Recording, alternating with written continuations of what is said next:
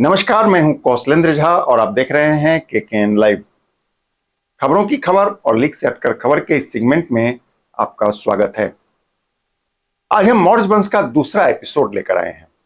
इसमें मौर्य वंश के दूसरे शासक यानी बिंदुसार की बात करेंगे।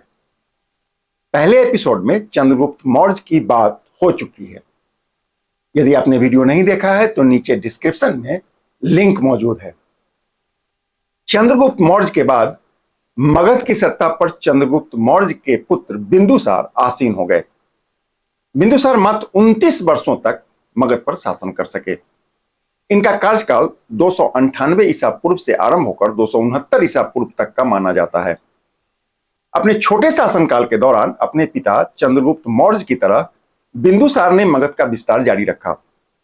बिंदुसार ने भारत के दक्षिण में दक्कन को जीतकर उसको मगध में शामिल कर लिया। हालांकि बाद के दिनों में राज्य का विस्तार का उनका सपना कई कारणों से अधूरा रह गया। हम इस पर आगे विस्तार से बात करेंगे। बिंदुसार का जीवन बड़ा ही दिलचस्प, इससे भी अधिक दिलचस्प है मौर्य वंश के संस्थापक आचार्य चाणक्य से बिंदुसार का विवाद। कहते हैं कि यह विवाद इतना बढ़ गया कि चाणक्य ने मौर्य दरबार का हमेशा हमेशा के लिए त्याग कर दिया। फिर जो हुआ जानने के लिए आप इस वीडियो को अंत तक देखिए, पूरा देखिए। शेयर करेंगे तो दूसरे लोगों को आसानी होगी। वीडियो पसंद आए तो एक लाइक बनता है।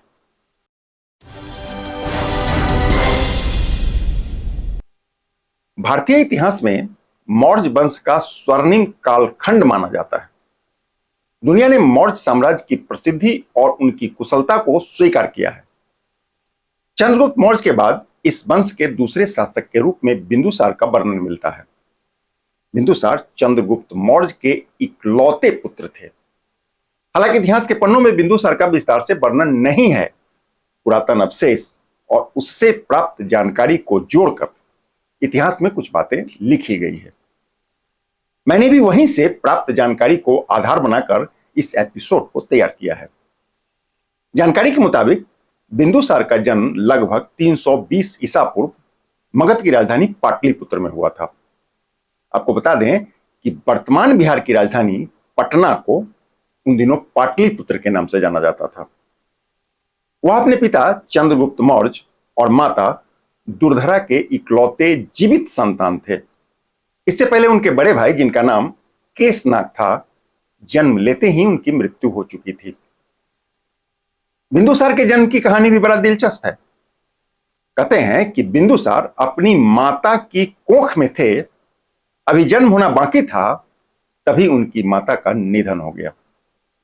हालांकि आचार्य चाणक्य ने आयुर्विद्या की मदद से बिंदुसार को सुरक्षित बचा लिया। यह जानकारी चौंकाने वाली है। पहले एपिसोड में हम बता चुके हैं कि आचार्य चाणक्य ने चंद्रगुप्त की मदद से मगध में मौर्य वंश की स्थापना की थी। हम यह भी बता चुके हैं कि लड़ाई धनानंद से हुआ था। धनानंद की सेना उन दिनों जिस भाला या तीर का इस्तेमाल करती थी उसमें विष भरा होता था। चंद्रगुप्त पर विष का असर नहीं हो, इसके लिए चाणक्य ने चंद्रगुप्त को बचपन से ही उनके भोजन में थोड़ा थोड़ा विष देना शुरू कर दिया था। इससे चंद्रगुप्त के शरीर में विषरोधी इम्यूनिटी का विकास हो चुका था। चंद्रगुप्त के शरीर पर विष का अब कोई असर नहीं होता था। कालांतर में चंद्रगुप्त विष लेने के आदी हो गए और उनके भोजन में गुप्त रूप से थोड़ा विष मिलाया जाने लगा।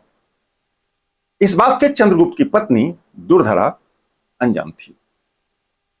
बिंदुसार के जन्म से चंद रोज पहले की बात है।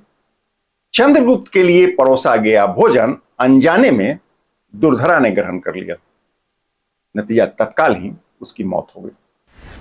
आचार्य चाणक्य को जैसे ही पता चला, उन्होंने तत्काल ही शल्य क्रिया के माध्यम से दुर्धरा के मृत शरीर से नवजात बिंदुसार को जीवित बाहर निकाल लिया। यह ईसा पूर्व की बात है। सोचिए, उन दिनों भी हमारे पास शल्य क्रिया अर्थात ऑपरेशन की विधा मौजूद था। हालांकि मृत दुर्धरा के पेट से नवजात को निकालने से पहले ही नवजात के सिर में जहर की कुछ बूंदें पहुंच चुकी थी। आचार्य ने अपनी सूझबूझ से नवजात का उपचार किया और उनको विष मुक्त करके बच्चे को बचा लिया। यही बच्चा आगे चलकर बिंदुसार के नाम से जाना गया। कहते हैं कि जहर की कुछ बूंदों की वजह से ही आचार्य ने इस बच्चे का नाम बिंदुसार रखा। बाद में आचार्य की देखरेख में शाही दासियों ने बिंदुसार का पालन पोषण किया। बड़ा होकर वो मगध का सम्राट बना। बिंदुसार ने 16 महिलाओं से विवाह किया था। कहते हैं कि 16 रानियों से बिंदुसार को 101 पुत्र हुए। उन्हीं पुत्रों में से एक अशोक हुए, जो आगे चलकर भारत के इतिहास में एक नया अध्याय लिख दिया। इतिहास में बिंदुसार को और भी कई नामों से जाना जाता है।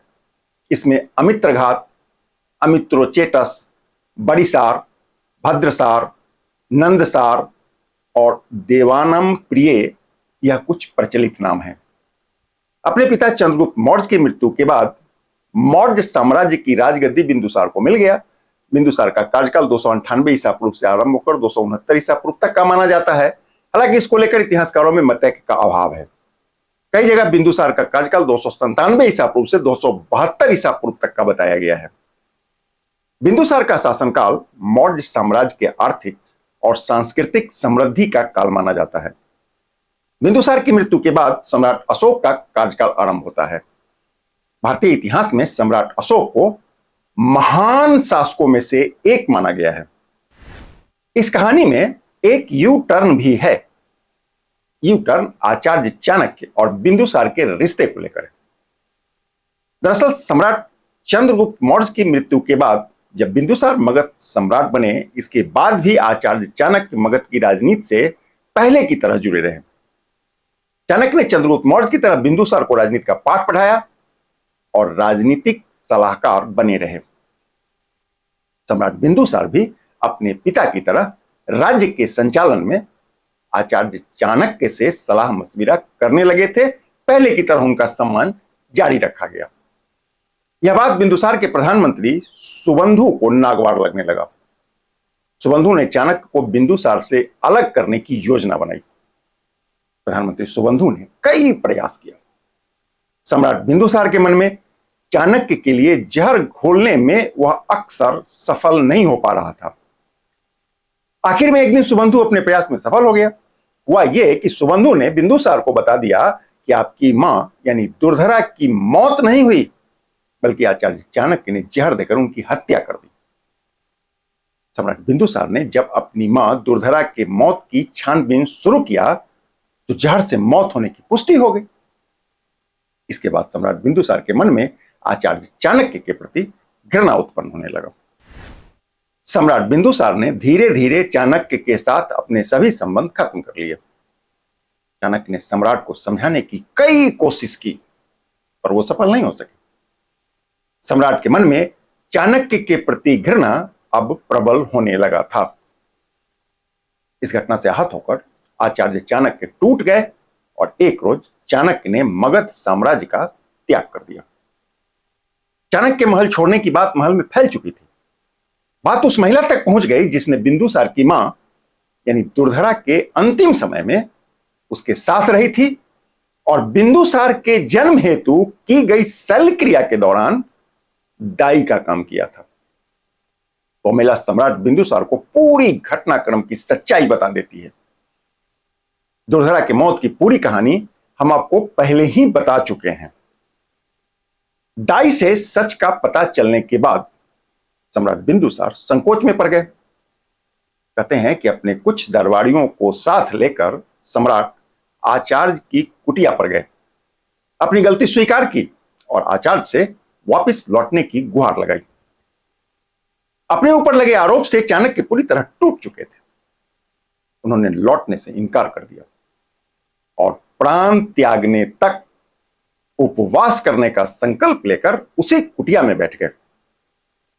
कहा जाता है कि उपवास करते हुए चाणक्य ने अपने प्राण त्याग दिए। हालांकि इतिहास के पन्नों में इस बात को लेकर के भी कई अन्य बातें भी कही जा रही है। चाणक्य के इस प्रकार प्राण त्यागने का सम्राट बिंदुसार के जीवन पर भी बहुत गहरा असर पड़ा। कहते हैं कि कुछ ही दिनों बाद सम्राट बिंदुसार बीमार हो गए और मात्र 53 वर्ष की आयु में उन्होंने भी अपने प्राण त्याग दिए। बिंदुसार के बाद उनके पुत्र सम्राट अशोक मगध की गद्दी पर बैठते हैं। सम्राट अशोक को भारत के इतिहास में महान सम्राट होने का गौरव प्राप्त है। क्या आप जानते हैं कि सम्राट बनने के लिए अशोक ने अपने ही भाइयों की हत्या क्यों की? कलिंग की लड़ाई में ऐसा क्या हो गया कि सम्राट अशोक धम्म के शरण में चले गए, युद्ध नहीं करने का संकल्प ले लिया, जीवन पर्यंत युद्ध नहीं करने का संकल्प ले लिया, और भी बहुत कुछ बताएंगे मौर्य वंश के तीसरे एपिसोड में। आप खबरों की खबर और लीक से हटकर खबर के साथ बने रहिए, देखते रहिए केकेएन लाइव। मिलते हैं बुधवार दोपहर 3 बजे। तब तक के लिए नमस्कार।